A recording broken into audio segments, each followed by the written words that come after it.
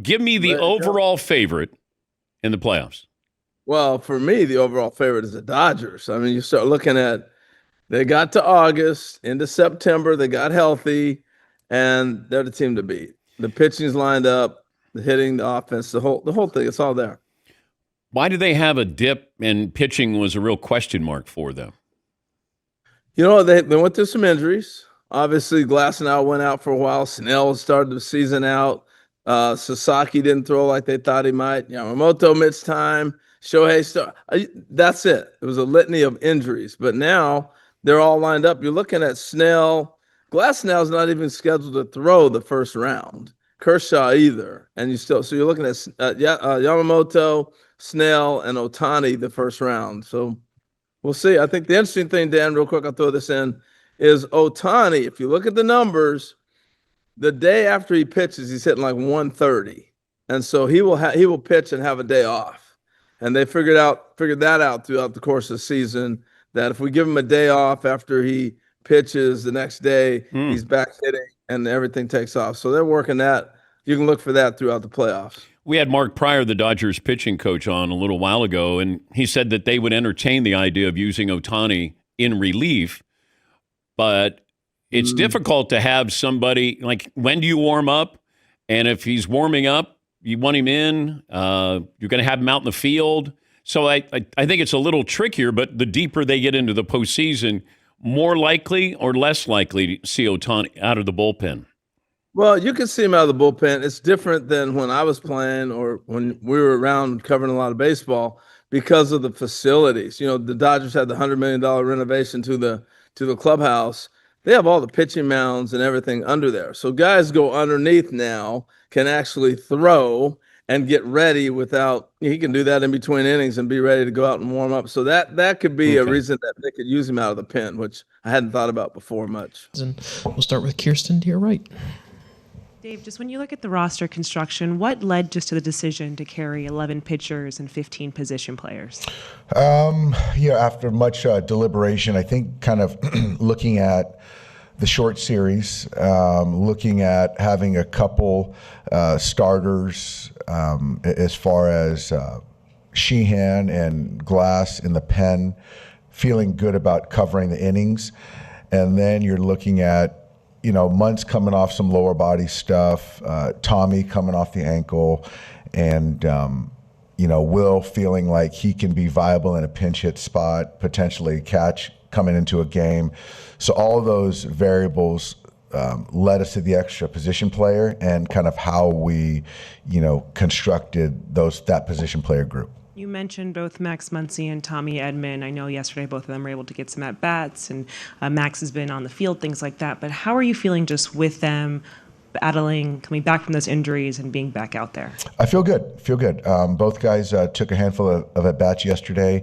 They both came out of it well, feeling good, encouraged. And so there's a lot of ways that we can kind of simulate at-bats, which they've done, and then also with the at-bats that they took yesterday. So I feel good with where we're at and kind of the options that I'll have off the bench too. Go to Mr. Hill up front. Yeah, Skipper, KKL9, Jim Hill. What's the mindset of you and your club right now as you're the defending champions and everyone is predicting good things for you again? What are the pitfalls that are out there that you have to be aware of? I think the pitfalls are just kind of easing your way into a series. There's certainly a very short series. And I don't see that as a problem. A pitfall is facing Hunter Green. He's got a good arm, a really great competitor. But I do feel that just having the one day off is a benefit to us offensively. Don't know how that's going to play out tonight or tomorrow, but I think mentally, as a roster, all that stuff, we're in a good spot.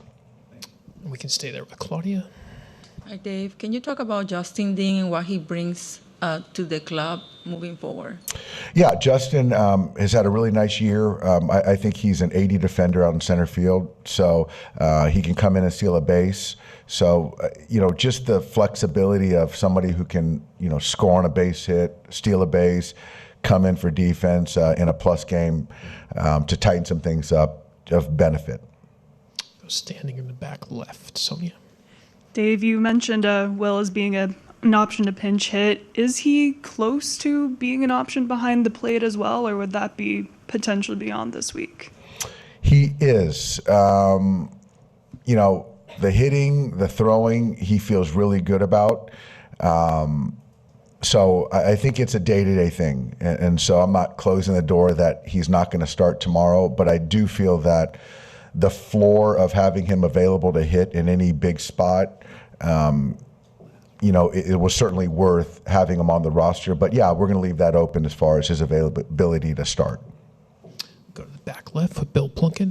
Yeah, Dave, how did you come to the decision to leave a couple of guys off who were with you all year, Banda and Conforto? So, I sort of referenced the Conforto thing, given the, where Muncy and Tommy are at physically, to have the extra infielder, and then also having Will Smith's availability off the bench. And so that's a little bit kind of how we came to that.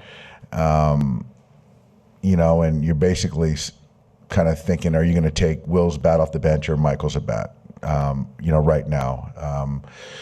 So that was kind of one thing which is very difficult because it's been a really difficult for Michael, but he's owned every kind of performance. He's owned this performance, hasn't run away from it. He showed up to work every single day, offensively, defensively. So he's one of my favorites, and he'll be ready if called upon. And hopefully, we have a long run, and we're going to need him. As far as Banda, very, very difficult decision as well. And I think that having the length of some starters, and this is just a very right-hand heavy team. And so looking at, the landscape of their team, who they hit for, there would just not be a lot of opportunities for Anthony. And so very difficult conversation, but if we're fortunate enough to, get to the next round, he'll be in there first, the Phillies. We have two last ones, Jack. With the bullpen, do you have a couple guys you want to try to use in the ninth inning, or are you going to be going pretty much matchups and what makes sense the whole way through? I've got some clarity, not exactly sure. I do think that, if a guy's throwing the baseball well and they have more bullets, then, I feel good about them continuing.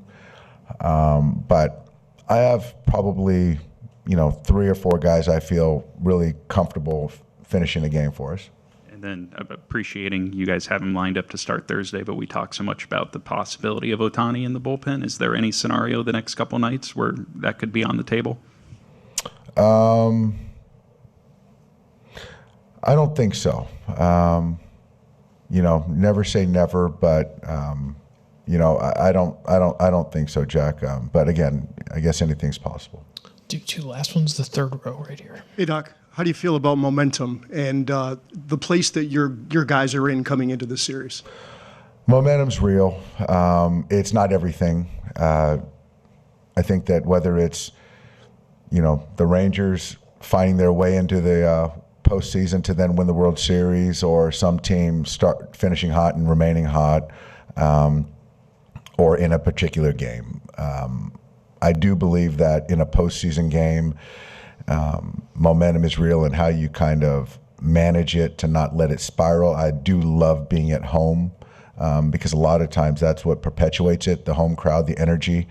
And how you manage it, how the players manage it. And I do think that having experience, which we have a lot of guys that have postseason experience, can sort of manage, big spots. We'll finish up with Fabian. Yeah, Dave, when you talk about letting a guy go who has bullets to go to close out a game, is Glasnow an option for that? And what scenario would it require basically for you to deploy him in relief? Yeah, Glass is an option. I just think that he's ready for whatever we ask of him. It's high octane stuff. And so if we deploy him and inning withstanding, if he's throwing the baseball well, I see no reason why he wouldn't continue. So I don't know when, what situation. It's not even a particular run. But, yeah, we'll see. We'll see. But I'm just grateful because, you know, we have our best guys. And, you know, Clayton's one of those guys, but he pitched on Sunday. So I feel good with kind of how we're equipped. Doc, thanks so much. Appreciate it. Thanks, guys. Andrew Friedman.